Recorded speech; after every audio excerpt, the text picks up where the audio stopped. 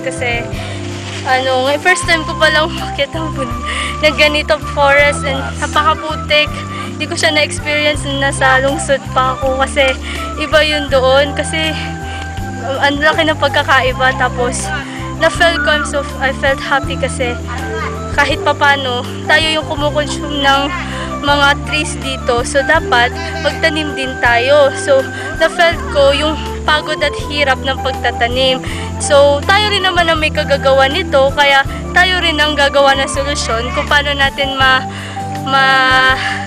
ma-replace yung mga trees na nagamit natin. Yun naman dapat talaga ang gawain ng isang tao, dahil simula pagkapanganak natin hanggang pagkamatay, ang halaman ang kaagapay natin sa bawat oras. Kaya napakaganda ng experience na to, di ko to makakalimutan. Maputik, na nadudumihan ka, pero nasa iyo din yung advantage kasi tayo mismo makikinabang sa mga punong tinanim natin. Salamat! Ako nabati, bigaan ang paminaw kay ako nakatabag ko sa mga kapwa tao sa Mayana.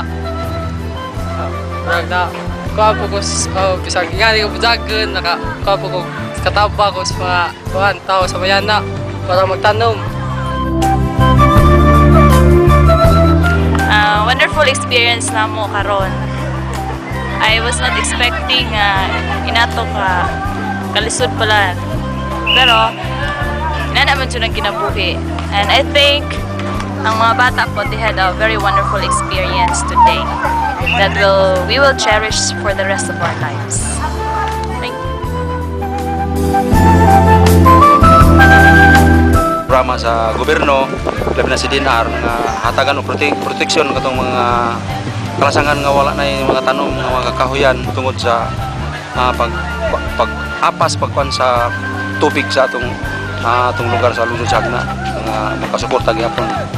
Mao na usas programa gihimo sa gobyerno o ngadto sa mga empleyado sa DNR.